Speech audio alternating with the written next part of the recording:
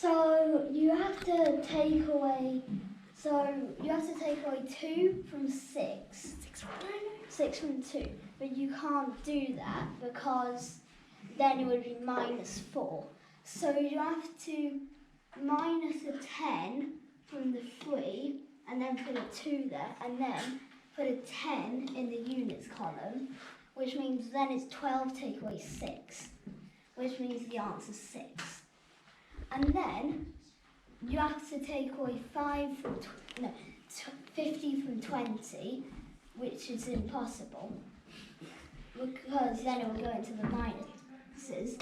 So then you have to take away a 100 from there, and then you have to put a 100 in the tens column, which means then it's 120 take away 50, which is 70, and then 200 take away 100 equals 100.